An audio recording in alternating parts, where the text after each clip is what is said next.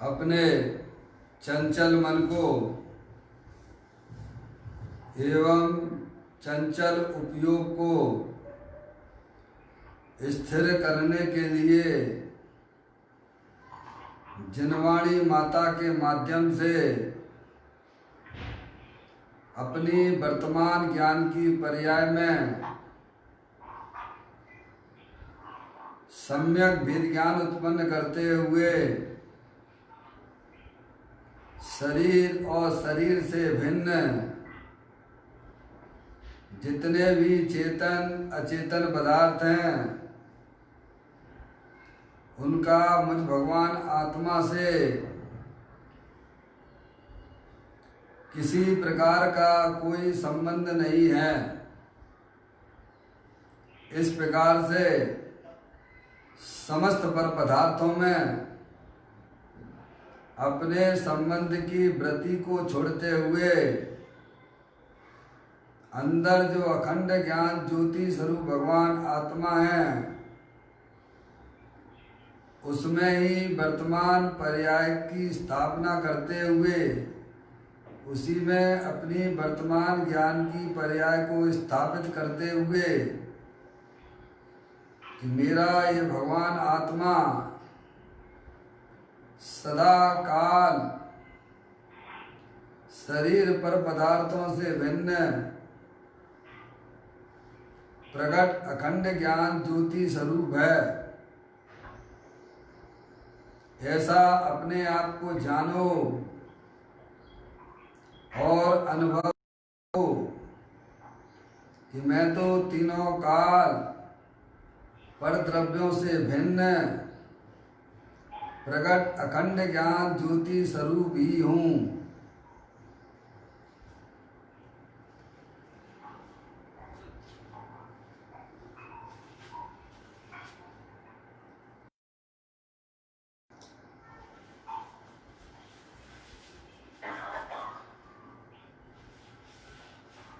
इसी प्रकार से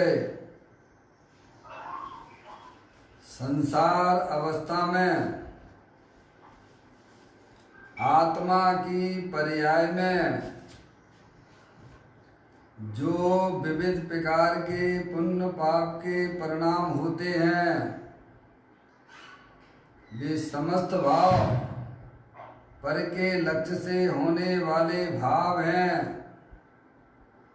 वे आत्मा का स्वभाव नहीं है। ऐसे समस्त परलक्षी भावों में एकत्व बुद्धि, ममत्व बुद्धि, कर्तृत्व बुद्धि, भोक्तृत्व बुद्धि तथा उन रागादिक परिणामों में ज्ञाता बुद्धि को भी छोड़ते हुए कि मेरा ये भगवान आत्मा सदा काल शरीर रागादिक से भिन्न पूर्ण निराकुलता स्वरूप वाला है, ज्ञान आनंद की मूर्ति है, अतीन्द्रिय महापदार्थ है।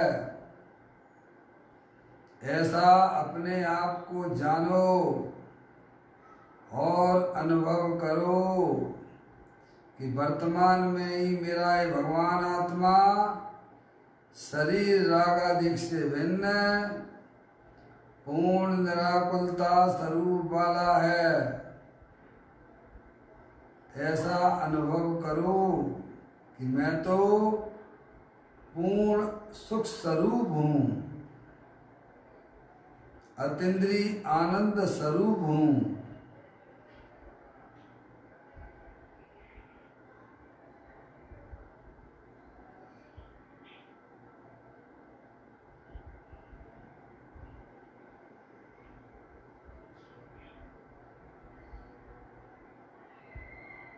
इसी प्रकार से संसार अवस्था में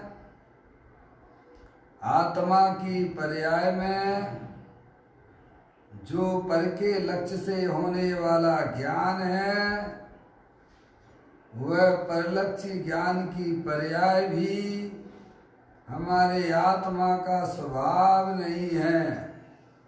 ऐसे समस्त परिलक्षी ज्ञान में, ऐसे समस्त खंड खंड ज्ञान की पर्याय में सम्यक वेद ज्ञान उत्पन्न करते हुए कि मेरा ये भगवान आत्मा शरीर, रागादिक परिणतियाँ और परिलक्षी खंड खंड ज्ञान की पर्याय से विभिन्न, मैं तो एकमात्र अखंड ज्ञान ज्योति स्वरूप हूँ, ऐसा अपने आप को जानो और ऐसा ही अनुभव करो कि वर्तमान में मेरा ये भगवान आत्मा शरीर, रागादिक और परिलक्षी ज्ञान की पर्याय से विभिन्न, मैं तो एकमात्र अखंड ज्ञान ज्योति स्वरूप हूँ।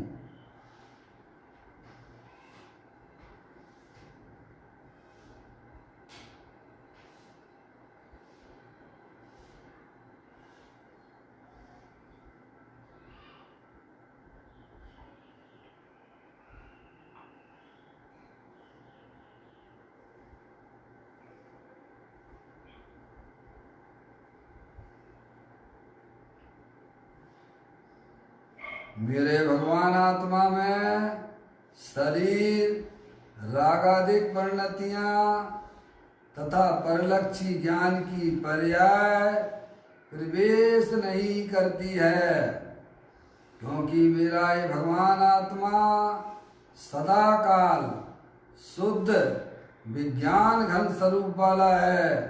ऐसा अपने आप को जानो और अनुभव करो कि मैं वर्तमान में ही पूर्ण शुद्ध विज्ञान घन स्वरूप भगवान आत्मा हूँ।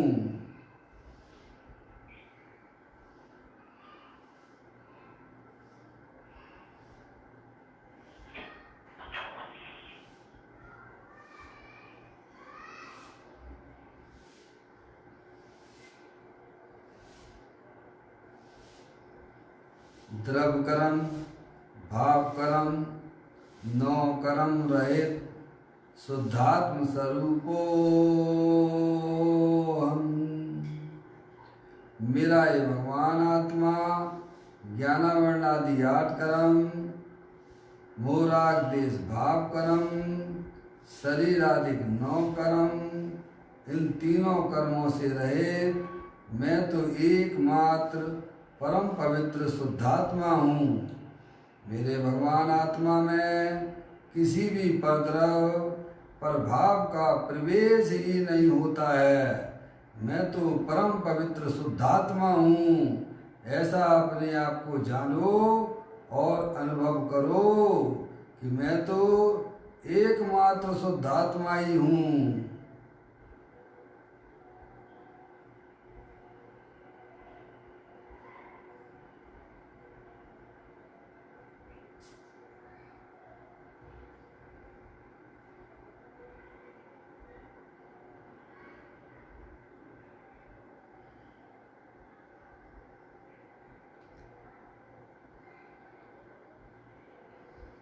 ओम नमः सिद्धेभ्यः। ओम नमः सिद्धेभ्यः। ओम नमः सिद्धेभ्यः। चिंतामणि सम स्वयं का चैतन्य तत्वमान है, निज का करूं मैं चिंतवन, निज का करूं श्रद्धालु में। शुद्धा तुम्हारी देव है जो गुण अनंत निधान है। मैं स्वानुभव में देख लूं, आत्मा स्वयं भगवान है। मैं स्वानुभव में देख लूं, आत्मा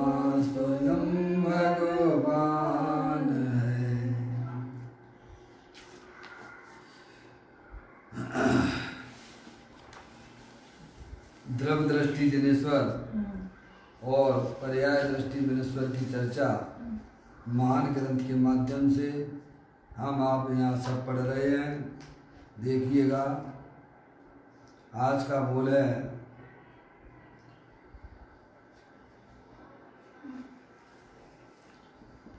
आज का बोल है 577 यानी 577, पेज नंबर 134 पर यह बोल है। पढ़ते हैं।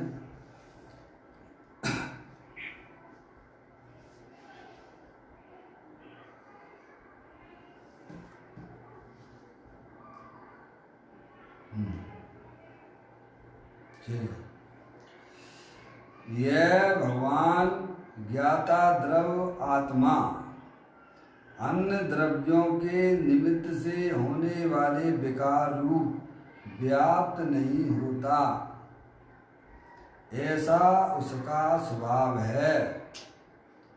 आत्म द्रव्य का स्वभाव ही ज्ञाता होने से विभाव के विकल्पों से व्याप्त नहीं होता। बहुत सुंदर बोला भैया। समझ में आए? किसकी बात चल रही है भैया? हाँ, बहुत सुंदर बात है। यह शब्द दिया है ना, या अरियंत परमात्मा और सिद्ध परमात्मा की आत्मा की बात नहीं है। समझ में आई भैया? यह आत्मा यानी अपने आत्मा की बात है। समझ गए आप? अरियंत भगवान और सिद्ध परमात्मा की आत्मा की बात नहीं है। एक बात तो यह कही कि यह भगवान स्वरूपी है ना। अगर आत्मा भगवान स्वरूपी ना होता तो जगत में भगवान आपके होते नहीं। समझ में आया? तो यह भगवान ज्ञाता द्रव आत्मा कैसा है? भगवान स्वरूप है अपना आत्मा। समझ में आया भैया? और वह जानने देखने वाला है, ज्ञाता है, कुछ करता धरता नहीं है। समझ में आया? आज तक इस आत्मा ने परद्रव्य का कुछ भी नहीं किया है और अंदर में होने वाले विकारों का भी वह करता नहीं है, ज्ञाता स्वरूप है। समझ में आया भैया? इसका अभ्यास थोड़ा करना चाहिए। अपन जो 8, 10, 12 मिनट करते हैं ना ध्यान, ये इसी अभ्यास के लिए है। देखो, अपने ज्ञान में पाप के कार्यक्रम फिक्स हैं, अपने ज्ञान में पुण्य के कार्यक्रम भी फिक्स हैं, पर अपने आत्मा से मिलने का कार्यक्रम कौन सा फिक्स किया है? आप देखिए। चलो, अब आप तो जितना स्वाध्याय से जुड़े हैं उतना अपन को समझ में आता है। अन्य जीवों को देखिएगा आप, अन्य जीवों को भी देखिएगा। कभी उन्हें अपने आत्मा के पास मिलने की, जाने की इच्छा होती है क्या? वे आत्मा ही को नहीं जानते हैं, तो मिलने और जाने की बात तो अलग हो गई। समझ गए? ज्ञान अभ्यास करे मन माही ताके मोह महात्म नाही। समझ गए? अपनी वर्तमान ज्ञान की पर्याय में सम्यक भेद ज्ञान पूर्वक अपने ज्ञायक प्रभु परमात्मा का अवलंबन लेना, आश्रय लेना, इसका नाम धर्म है भैया? भाई, आत्म जो वस्तु है वह ज्ञाता स्वरूप है। कब से है? अनादि से है। और कब तक रहेगी? अनंत काल तक रहेगी। समझ में आया भैया? तो यहाँ कहते हैं यह भगवान आत्मा ज्ञाता द्रव है। समझ गए नहीं आप? हो क्या नहीं? कोई द्रव जानने देखने वाला कोई द्रव है क्या नहीं है? बताओ आप, बताओ। ये शरीर है, शरीर के अंदर कोई जानने देखने वाला पदार्थ है क्या नहीं है? कि कल्पनाएं हैं मात्र? भैया, ये कोई कल्पना की बातें की जा रही हैं क्या? ये 2 2 4 जैसी बातें हैं भाई। ये शरीर है, ये नहीं जानने देखने वाला है, और जो अंदर है वस्तु वो जानने देखने वाली है। उसे ही तो आत्मा कहते हैं, और वो ही तो आप हो ना। समझ में आया भैया? तो कहते हैं यह भगवान आत्मा, यह भगवान ज्ञाता द्रव आत्मा अन्य द्रव के निमित्त से होने वाले विकार रूप व्याप्त नहीं होता, ऐसा उसका स्वभाव है। क्या कहा? अपनी आत्मा में जो विविध प्रकार के पुण्य पाप के परिणाम होते हैं भगवान की पूजा का, भगवान की भक्ति का, स्वाध्याय का, दान देने का, अनुव्रत का, महाव्रत का जो अपनी आत्मा में जो परिणाम होता है वह परिणाम शुभ भाव कहलाता है। क्या भैया? और हिंसा के, झूठ के, चोरी के, कुशील के जो परिणाम होते हैं वे अशुभ भाव हैं। क्या भैया? और परिणामों में क्या होता है भैया? या तो पाप का परिणाम होगा या फिर पुण्य का परिणाम होगा, या फिर वीतरागता होगी भैया। इसके अलावा आत्मा की पर्याय में क्या होता है? परिणति सब जीव की तीन भांत वर्णी, एक पुण्य एक पाप एक राग हरणी। क्या राग हरने वाली पर्याय तो है नहीं है। अनादिकाल से हमारी आत्मा की पर्याय में राग को हरने वाली यानी राग को जीतने वाली पर्याय आज तक प्रकट नहीं हुई है और वह प्रकट होगी भी नहीं। जब तक हम बैरमुखी बने रहेंगे तब तक आत्मा की पर्याय में वह वीतराग दशा प्रकट नहीं होने वाली है।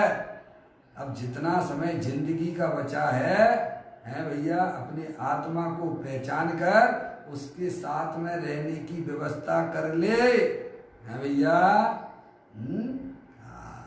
कोई ना कोई पर्याय तो रहती है।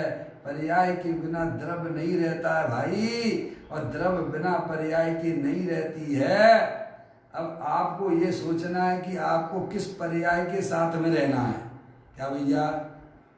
क्या सोचना है? किस पर्याय के साथ हमें भैया पाप रूपी परिणाम के साथ में रहना है कि पुण्य रूपी परिणाम के साथ में रहना है कि अपना जो तीनों काल एक रूप जो आत्म वस्तु है उसके साथ में रहना है। क्या भैया?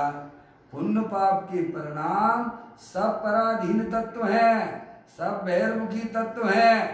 या उसमें आत्मा का आनंद नहीं है। समझ में आया भैया? उसका प्रोग्राम बनाइए, 24 घंटा बनाइए। है भैया? एकांत बहिर्मुखी होकर पाप पुण्य में मत लगे रहना, क्योंकि अपनी जो चैतन्य वस्तु है वह ज्ञाता स्वरूप है, उसका हमें जीवन में अभ्यास हो। क्या भैया? अनादिकाल से बहिर्मुखी होकर भैया शरीर की क्रिया करने वाला मैं हूँ, मैं राग की क्रिया करने वाला हूँ। ज्ञानी कहते हैं ना तू शरीर का करने वाला है ना राग परिणाम का करने वाला है, तू तो ज्ञाता है। कौन है भैया? ज्ञाता हो, ज्ञाता ही रहना। ज्ञाता रहने में आनंद की किरणें छूटा करती हैं, निराकुलता की उत्पत्ति होती है और राग आदि के परिणाम ध्वस्त हो जाते हैं। क्या हो जाते हैं भैया? ऐसा अनादि अनंत वस्तु दे देवल में विराजमान है भैया, है जिसका सेवन पंच परमेष्ठी करते हैं, वो वस्तु हमारे पास में भाई। अरे मैं खुद हूँ। कहते हैं ये भगवान ज्ञाता द्रव, द्रव का ना ज्ञाता द्रव आत्मा है भैया। 24 घंटा एक ही काम तो करते हो, जानने वाले हो और जानने वाले ही रहोगे। हैं? समझ में आया भैया? आत्मा राग के परिणाम को नहीं करता है। आत्मा ज्ञानम स्वयं ज्ञानम से है, ज्ञानादंत करोति किम पर भावस्य कर्तात्मा मोहयम व्यवहारणम। ये अज्ञानी जीवों का मोह है कि आत्मा राग को करता है। अरे राग को करता है कि राग को मात्र जानने वाला है। इस कोटि में चले आना है भैया। राग तो अपने स्वयं काल में आता है, चला जाता है, उसकी दृष्टि छोड़ देना, क्योंकि वह कोई टिकाई वस्तु नहीं है, वह कोई आत्मा की प्रॉपर्टी भी नहीं है। क्या भैया? आत्मा की प्रॉपर्टी तो भाई साहब एक अचल संपत्ति हुआ करती है, एक चल संपत्ति हुआ करती है, वो आत्मा की प्रॉपर्टी है। समझ आया? शरीर और रागादेश ये आत्मा की बिल्कुल प्रॉपर्टी नहीं है। समझ में आया? अचल संपत्ति हो तो अपना वह त्रिकालिक ध्रुव भगवान आत्मा जो अनंत शक्तियों के भंडार वाला है, वो आत्मा की अचल संपत्ति है। क्या भैया, जो तीनों काल आत्मा के साथ में रहती है वह अचल संपत्ति है। और ऐसी अचल संपत्ति को जो अपना जानते हैं, अपना मानते हैं, उनकी पर्याय में सम्यक दर्शन ज्ञान चारित्र रूपी चल संपत्ति की प्राप्ति होती है। समझ में आया भैया? ये दोनों आत्मा के साथ में रहेंगी। जिन्होंने अपनी आत्मा को अपना जाना है, चल संपत्ति तो तीनों का है, और जो जैसे अपनी आत्मा को अपना जानता है, मानता है, वह रत्नात्रय रूपी पर्याय भी अनंत काल के लिए विजय प्राप्त कर लेती है। समझ में आया भैया? ऐसा कोई अद्भुत धर्म है। एकांत वैरमुखी होकर उसे धर्म मान लेना ये अच्छी बात नहीं है। यहाँ यह कहते हैं भगवान ज्ञाता द्रव्य आत्मा के निमित्त से, देखिएगा, अन्न द्रव्य के निमित्त से अपनी आत्मा के साथ में है भैया।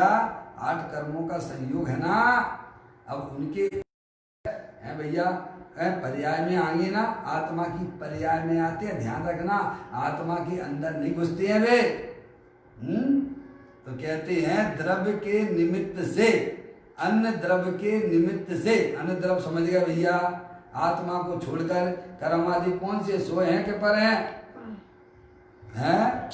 समझ नहीं आप? जितना विश्वास आप कोरोना वायरस पर करते हो, उससे अधिक विश्वास अपने अंदर रहने वाली व्यवस्थाओं को जानना। समझ में आया भैया? ये अत्यंत परमात्मा की कही हुई बातें हैं। प्रत्येक संसारी जीवों के साथ में अनादिकाल से 8 कर्मों का संयोग है, और उनके उदय हर समय है आत्मा की पर्याय में आते हैं। अगर आप समझ आया, शरीर में नहीं आते हैं। शरीर में उदय भी साता के आते हैं। क्या कह रहे हैं भैया? रागादिक परिणाम भी आत्मा की विकारी पर्याय है। शरीर में है अच्छा लगता है भैया, है कभी बीमारी हो जाती, कभी स्वस्थ हो जाता है। वो काम किसका है? वो कौन से कर्म का है भैया? वेदनी कर्म का भैया। जागृति रखो, अनादिकाल से शरीर को अपना माने बैठा हुआ है। मुर्दा हो गया भाई है, अंदर चेतने सर वस्तु है, ऐसी ऊर्जावान है। उसकी शक्तियों का पार नहीं है भैया। कभी भी हमने अपने आत्मा को अंतरोन्मुखी उपयोग के द्वारा देखा ही नहीं है भाई। इसीलिए पर्याय में ऐसी रोने धोने क्या कार्य चलते रहते हैं भाई। ऐसा ऊर्जावान दे देवल में विराजमान वह भगवान आत्मा है। उसकी संगति जो पर्याय करती है वह भी ऊर्जावान हो जाती है। काका भैया जैसे वो है ना, वो पत्थर है ना, लोहे को छुए तो पारसमणि पत्थर को छुए तो क्या हो जाता? लोहा लोहा है। अगर वह पारसमणि पत्थर को छुए तो क्या हो जाता है? सोना हो जाता है। ऐसे ही जो आत्मा की पर्याय अपने त्रिकालिक ध्रुव भगवान आत्मा जो ऊर्जा का भंडार है भैया, उसमें भी ताकत आ जाती है। क्या आती है भैया? मैंने कहा ना भैया, एक लोटे में अगर पानी भरा हुआ है और सामने समुद्र बह रहा है, अरे भाई वो लोटे का पानी जब कहलाता है जब वह समुद्र से दूर रहता है। अब जब वह लोटे का पानी उस समुद्र में डाल देते हैं तब वह लोटे का पानी नहीं होता है, वह समुद्र नाम प्राप्त करता है। बराबर भैया? ऐसे ही अपनी जो वर्तमान पर्याय है, अपना त्रिकालिक ध्रुव भगवान आत्मा जो महा ऊर्जावान है, उसके तरफ जैसे ही झुकती है, अब वह पर्याय नहीं हुई है, पर्यायवान हो गई है। समझ में आया भैया? ऐसी दे देवल में भैया शक्ति बढ़ी हुई है। शरीर रागादिक को मत देख, शरीर की रुचि मत कर, पर पदार्थों की रुचि मत कर, है पर्याय में होने वाले विकारों की तरफ भी तू ना देख। अरे ज्ञानी तो निर्मल पर्याय की तरफ भी नहीं देखते हैं। क्या कहा भैया? ज्ञानी शरीर तो भैया एकांत जड़ है। और ये रागादिक परिणतियां भी मलिन परिणाम है भैया, वे भी आने जाने वाली हैं। ज्ञानी तो जो आत्मा के लक्ष्य से जो पर्याय में जो निराकुलता की उत्पत्ति हुई है उस पर्याय की तरफ नहीं देखता है, क्योंकि खजाना तो वहां से आ रहा है ना। दृष्टि कहाँ पर है ज्ञानी की? खजाने पर है भैया। तो हमें यहाँ समझाते हैं कि यह भगवान आज्ञाता द्रव अन्न द्रव के निमित्त से, देखिए हमारी परिणति में ये रागादिक परिणाम होते हैं। अरे होंगे ना भाई साहब, जब कीटाणु अंदर हैं तो पर्याय में व्यक्त होंगे ना। अरे आपने कोई गंदी चीज खा ली है तो शरीर में बीमारी उसकी दिखेगी कि नहीं दिखेगी? क्या कहा भैया, पप्पू भैया? हैं? अगर गंदी चीज खाओगे तो वह कीटाणु जब अंदर हैं तो उसके प्रभाव शरीर पर देखे जाएंगे कि नहीं देखे जाएंगे? हैं भैया? ऐसे ही हमारी आत्मा के साथ में अनादि काल से कर्मों का संयोग है, उनका अस्तित्व है। क्या भैया? वे कर्म रूपी कीटाणु हमारे आत्मा के साथ में अनादि काल से संबंध बनाए हुए हैं। अब उनके धीरे धीरे समय पाते पाते वो उदय में आते रहते हैं भैया। हैं भैया? ये मर गया, वो मर गया, ये बीमार हो गया भैया। अरे भाई सभी के आत्मा के साथ में 8 कर्मों का संयोग है, समझ में आया? और उनके उदय समय काल पाते हुए आते हैं। अरे ये था और ये मर गया, क्या भैया इसमें क्या आश्चर्य की बात है? समझ में आया भैया? आत्मा के साथ में इतने दिनों तक शरीर साथ में चला आया, ये आश्चर्य की बात है। शरीर का बिखरना हो जाए तो इसमें कोई आश्चर्य की बात नहीं होती है। ज्ञानी को तो इतना पक्का ज्ञान श्रद्धान हुआ करता है भाई। कहते हैं क्या है, अन्न द्रव के निमित्त से होने वाले विकार रूप व्याप्त नहीं होता है। आत्मा की पर्याय में जो रागादिक परिणाम होते हैं वे अन्न द्रव उसमें निमित्त होते हैं। क्या कहा भैया? समझ में आया? वो राग होता है अपने स्वयं काल में, निमित्त का मतलब कर्ता ना समझ लेना। क्या भैया? निमित्त का निमित्त से होते हैं तो निमित्त उसका कर्ता नहीं है। वो राग का परिणाम तो अपने स्वयं काल में आता है। सब स्वतंत्र हैं। क्या भैया? ऐसी स्वतंत्रता की दृष्टि हमारी होना चाहिए, किसी को किसी में लपेटने की जरूरत नहीं है भैया? उपयोग में उपयोग है, उपयोग नहीं क्रोध आदि में है। क्रोध क्रोध विषय निश्चय, क्रोध नहीं उपयोग में, उपयोग है नहीं अष्टविध कर्म अरुण कर्म में एक कर्म और 9 कर्म भी कुछ है नहीं उपयोग में। ऐसा अविपरीत, अविपरीत का मतलब अच्छा, अविपरीत का मतलब विशेष, अब विपरीत का मतलब, अरे विपरीत का उल्टा क्या होता है? अरे भाई ये भी पढ़ाना पड़ेगा। हम जब पढ़ते थे 4ठी 5वीं क्लास में उसके विलोम शब्द का उपयोग करवाते थे। हैं भैया? विपरीत दे दिया तो विपरीत का उल्टा करो भैया, क्या होता है? अरे विपरीत तो हमारा बोलने चालने का शब्द है ना। है उल्टा है, और अब विपरीत यानी सच्चा। क्या भैया? ऐसा अविपरीत ज्ञान जब ही प्रकटता है जीव के, कैसा अविपरीत ज्ञान है कि उपयोग उपयोग में है, उपयोग में नहीं है। क्रोध आदि, क्रोध क्रोध में है, क्रोध में नहीं है उपयोग है भैया। और उपयोग नहीं है अष्टविध में, अष्टविध यानी 8 कर्मों में, कर्म और 9 कर्म में। कर्म कर्म में है उपयोग उपयोग में है, क्रोध क्रोध में है। ऐसा अविपरीत यानी सच्चा ज्ञान है भैया। ऐसा अविपरीत ज्ञान जब ही प्रकटता है जीव के, तो फिर क्या होता है, तब अन्य नहीं कुछ भाव है उपयोग शुद्धात्मा करे। है? कौन सी गाथा है जी भैया?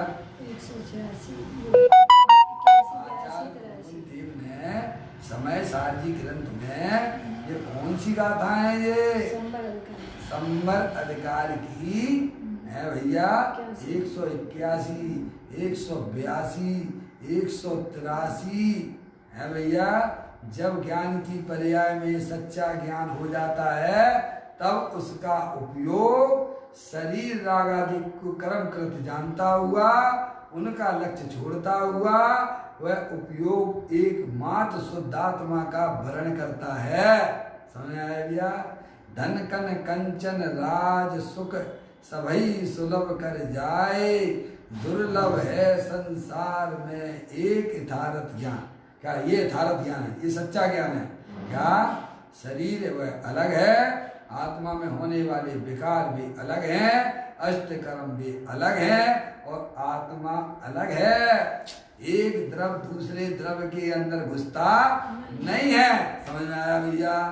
तो यहाँ यह कहते हैं अन्य द्रव के निमित्त से, क्या भैया, होने वाले विकार रूप व्याप्त नहीं होता, ऐसा उसका स्वभाव है। क्या भैया? आत्मा का स्वभाव कैसा है भैया?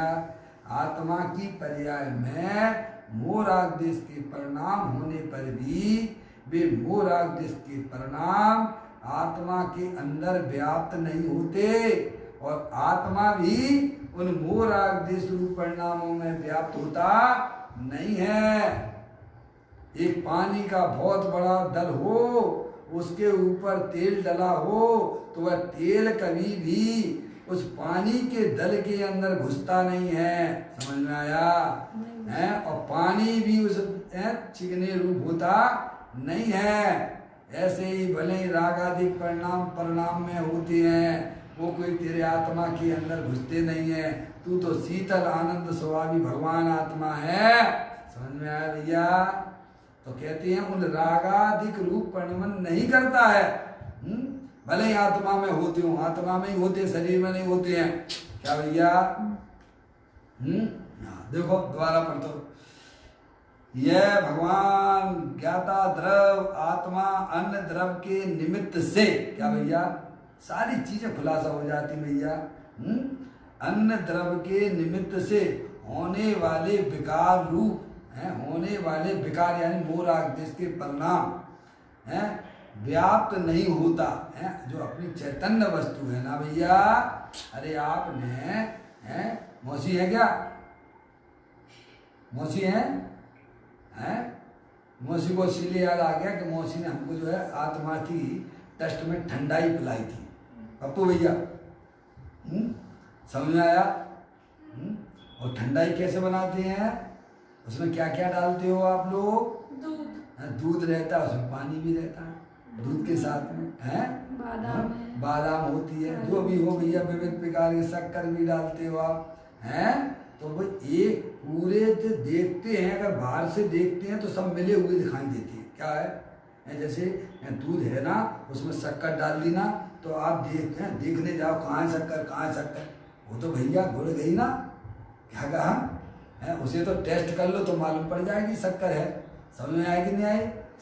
ऐसे ही जब उसमें ठंडाई में सब विविध प्रकार की आप जो है उसमें डाल देते हो, मैं समझ में आए, ड्राई फ्रूट वगैरह, तो क्या वे एक दूसरे में मिल गए हैं क्या? अरे बोलो, बस इतना सा जैन दर्शन है भाई। बैर मुख होकर केवल मात्र भगवान की पूजा भक्ति करने लग जाना, वह कोई जैन दर्शन नहीं है। भगवान ये कहते हैं कि तेरे अंदर तू देखने की व्यवस्था बना ले अंदर में। समझ में आया? शरीर शरीर में है, राग राग में है, कर्म कर्म में है और चेतनेश्वर भगवान आत्मा चेतनेश्वर में है। वे कभी भी मिलते ही नहीं है, एक दूसरे में व्याप्त नहीं होते हैं। ऐसा अनादि अनंत है सिद्धांत है। क्या कहा भैया? अब हम मिलावे लगे हुए हैं जबरदस्ती, अपने आत्मा में शरीर को मिला लिया भैया, तो माइनस कौन करेगा? स्वयं ही जिसने मिलाया वो। हाँ, वस्तु स्वरूप में तो कहीं मिलावट नहीं होती है ना, है भैया। जिसने मिलावट की है उसे ही वह उस गंदगी को मिटना पड़ेगा, क्योंकि वस्तु स्वरूप में तो शरीर शरीर रूप पणमन कर रहा है, राग राग रूप से पणमन करता है, कर्म कर्म रूप से पणमन करते हैं, और आत्मा आत्मा रूप से पणमन करता है। क्या भैया? अब मिला लिया भैया शरीर है सो मैं हूँ। अरे मूर्ख, तू चेतनेश्वर भगवान आत्मा है। ऐसे अनंता अनंत पुद्गल द्रव्य तेरे ज्ञान में जानने में आए, तेरा उपयोग वहां अटक गया, अपना मानने से वहां रुक गया है भैया। वहां सम्यक वेद ज्ञान के द्वारा अपनी पर्याय को फ्री, बाहर की निर्वृत्ति तो तूने अनंत बार ली है। एक बार अपनी पर्याय में निर्वृत्ति प्रकट कर ले, अपनी पर्याय को फ्री कर ले, है भैया। वह सम्यक वेद ज्ञान के द्वारा ही पॉसिबल है। कहते हैं यह भगवान आत्मा ज्ञाता द्रव अन्य द्रव के निमित्त से होने वाले विकार रूप व्याप्त नहीं होता है, ऐसा उसका स्वभाव है। क्या कहा भैया? है शरीर शरीर में है भाई साहब। आप खूब मिला, खूब अपना मान लो, खूब मानते आए रहे हो अनादिकाल से। बोलो भैया कौन कौन सा शरीर कौन कौन लेके आया है भैया? चाहे कितना भी परद्रव्यों पे प्रेम करो, पर परद्रव्य कहता है कि मैं तुम्हारे प्रेम के काबिल नहीं हूँ, है भैया।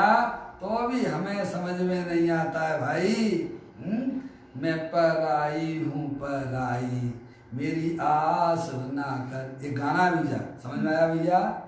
क्या है गाना? सुना है ये वाला? अरे बोलो। अरे पुराने लोगों ने तो सुना ही होगा, नए नए बच्चे नहीं जानते हैं।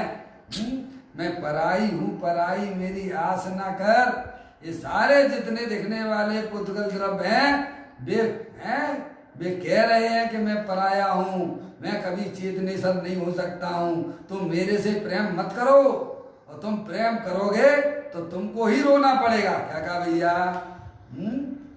समझ में आया भैया? है 2000 का नोट जिसके पास में जाता है भैया, है जो हाथ में देखता है वो प्रसन्न हो जाता है, और जिसके हाथ में से निकल जाता है वो रोने लगता है। तो तुमने क्यों प्रेम किया?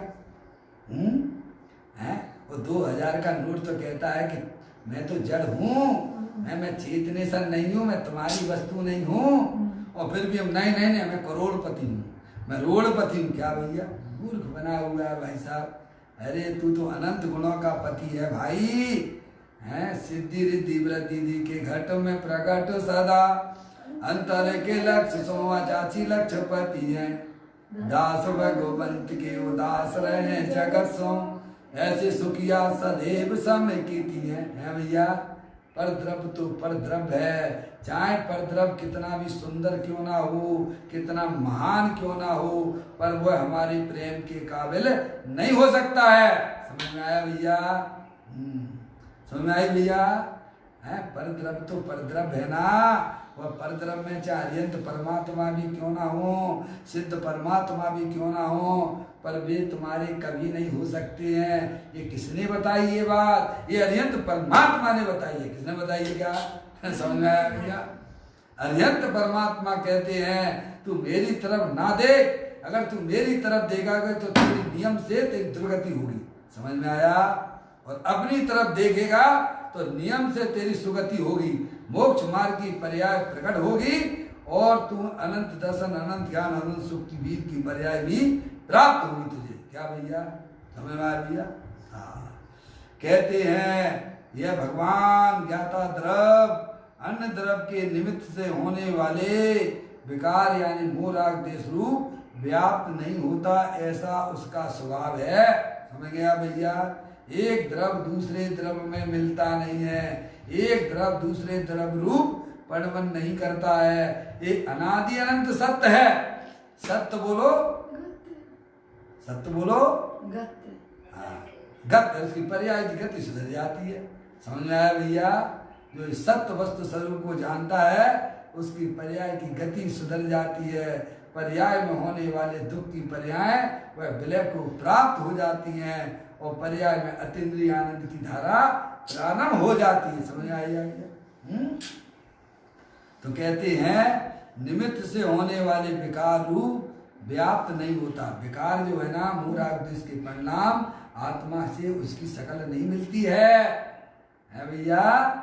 आत्मा चेतने सर्वस्तु और विकार विजाति तत्व है। ना वे स्वयं को जानते हैं न दूसरों को जानते हैं उन्हें कैसे कह रहे हैं कि वे आत्मा के हैं? क्यों भैया? समझ में आया? अरे इंसानों के बच्चे इंसान जैसे होंगे कि तिर्यंच गति जैसे होंगे? इंसान जैसे हैं? ऐसे ही आत्मा की पर्याय आत्मा जैसी होगी कि भैया विकार जैसी होगी? हैं? आत्मा आनंद स्वरूप है तो उसके बच्चे कैसे होंगे भैया? अरिहंत सिद्धाचार पाठक साधु हैं परमेष्टिपन, ये आत्मा की अवस्था है, आत्मा ही है शरण, आत्मा ही हूँ स्वयं। क्या भैया? हैं? आत्मा की पर्याय कैसी होगी? अरे आत्मा जैसी होगी ना। हैं ये मूढ़ाग्निश विकारी तत्व हैं, ये स्वयं को भी नहीं जानते हैं और आत्मा को भी नहीं जानते हैं। समझ में आया भैया? ये पर को भी नहीं जानते, स्वयं को भी नहीं जानते और आत्मा सबको जानता है? पर को भी जानता है और अपने को भी जानता है। ऐसा चेतनेश्वर भगवान आत्मा है भैया। कहते हैं निमित्त से होने वाले विकार मूढ़ाग्निश के परिणाम व्याप्त नहीं होते, यानी उस रूप परिणमन नहीं करते हैं। समझ में आया भैया? विजाति तत्व है ना, समझ गए नहीं आप? जैसे हिंदुस्तान और पाकिस्तान, क्या कहा भैया? हिंदुस्तान और पाकिस्तान तो दोनों अलग अलग है ना। अमेरिका और हिंदुस्तान दोनों अलग अलग है ना भैया? समझ गए ना? तो विकार जो है ना वो पाकिस्तान है। क्या कहा भैया? दृष्टांत दे रहा हूँ, समझ गया है? आत्मा स्वदेशी तत्व है, आनंद स्वरूप है और विकार जो है ना भैया वो परदेशी है, प्रभाव है वे आत्मा के बच्चे नहीं है। आत्मा के बच्चे तो आनंद रूप होते हैं क्योंकि वह आत्मा स्वयं आनंद स्वरूप है। क्या भैया? कहते हैं कि उस विकार जो है वे आत्मा में व्याप्त नहीं होती हैं। समझ गए ना आप? व्याप्त नहीं होने से उसका स्वभाव है। देखो पंडित बनारसी दास जी ने एक आत्मा के बारे में बताया, आत्म वस्तु कैसी है भैया? समझ आया? आत्म वस्तु कैसी है? समता रमता उरदता ज्ञायकता सुखवास वेदकता चैतन्यता ये सब जीव विलास है भैया। कैसी है वो आत्म वस्तु? आत्मा का स्वभाव कैसा है? समता रमता उरदता ज्ञायकता सुखवास वेदकता चैतन्यता ये सब जीव विलास है। और अजीब का लक्षण बताया उन्होंने। अजीब किसे कहता है भैया? है तंता मनता वचनता, तनता मनता वचनता, जड़ता जड़ संवेद, लघुता गुरुता गमनता ये सब अजीब के खेल। क्या भैया? होलसेल में काम करने से भैया अब टाइम नहीं रह गया है। समझ में आया? सिर पे आयु है, समय मृत्यु मंडरा रही है। सच्चा ज्ञान कर लो, मैं चेतनेश्वर भगवान आत्मा हूँ, अनादि अनंत एक रूप रहने वाला हूँ, मैं ज्ञाता पुरुष हूँ, मैं करता धरता नहीं हूँ। समझ में आया भैया? ऐसा सच्चा ज्ञान करना भैया।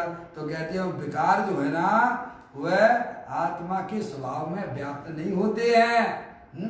फिर कहते आत्म द्रव्य का स्वभाव ही, या आत्म द्रव्य का स्वभाव ही ज्ञाता होने से विभाव के विकल्प से व्याप्त नहीं होता। आत्म द्रव्य का स्वभाव ही ज्ञाता होने से कैसा है भैया? अब जो विज्ञान घन है, समझ लीजिए है, कोई वस्तु विज्ञान घन है, अब उसमें तुम कौन सी वस्तु घुसेड़ सकते हो? अगर विज्ञान घन है तो उसमें कोई द्रव उसके अंदर प्रवेश ही नहीं करेगा, और कोई द्रव अगर उसके अंदर प्रवेश कर जाता है तो वह विज्ञान घन नहीं होता। क्या कहा भैया? कहते ही उसे घन है। घन उसे कहते हैं जिसमें किसी भी चीज का अंदर प्रवेश ना हो। क्या समझ गया? उसे घन कहते हैं। ऐसे ही आत्मा तीनों काल विज्ञान ज्ञान घन है। क्या कहा भैया? समझ गए नहीं आप? ज्ञाता स्वरूप है। अब ज्ञाता में कौन सी चीज अंदर घुसी आएगी भैया? है भैया? कहते हैं आत्मा द्रव्य का स्वभाव ही ज्ञाता होने से, क्या ज्ञाता होने से विभाव के विकल्प से व्याप्त नहीं होता है। विभाव रूपी गंदगी मेरे आत्म स्वभाव के अंदर प्रवेश नहीं करती है, गंदा नहीं करती है। ऐसा मेरा आत्मा का स्वभाव है भैया।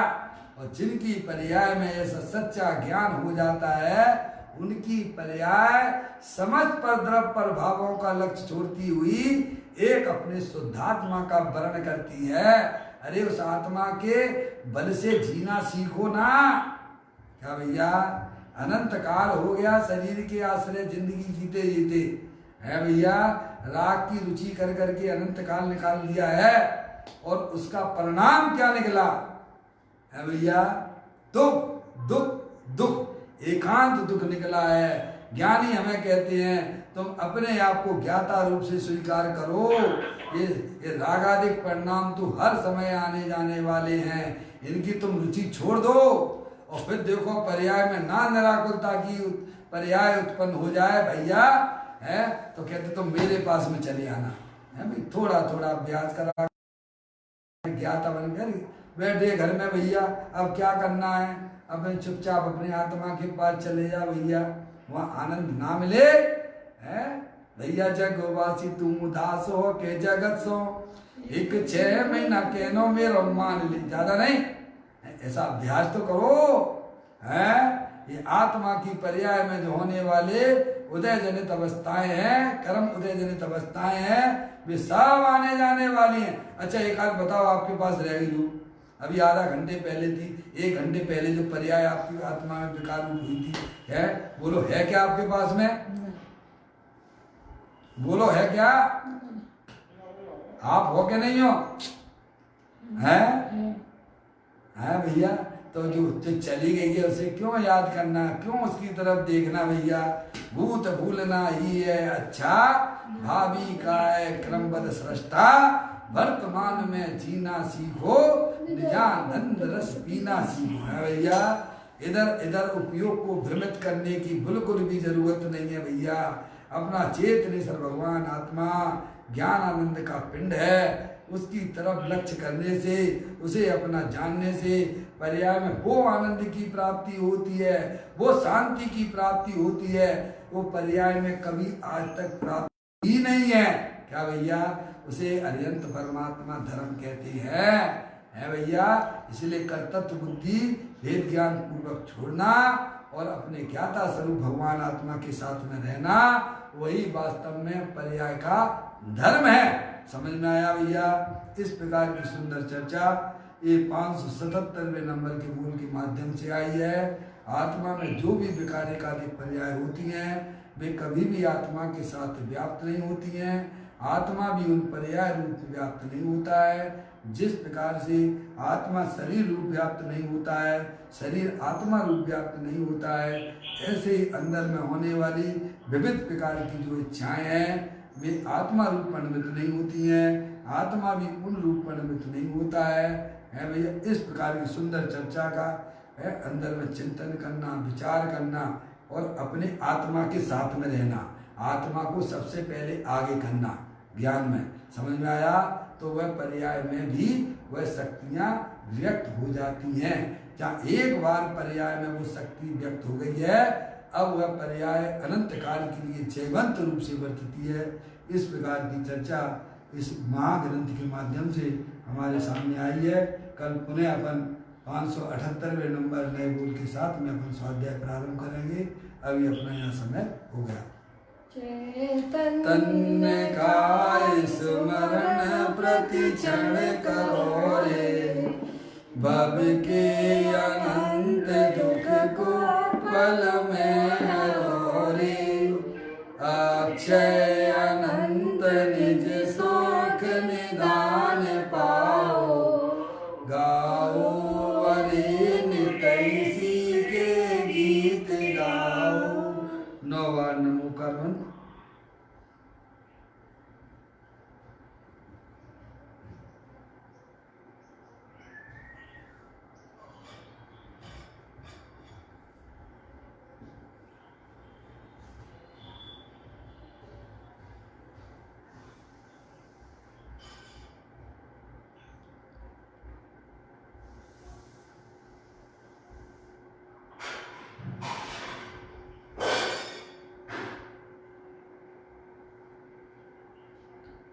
बोलो द्वादशांग जनवाणी माता की जय, महान जैन धर्म की जय।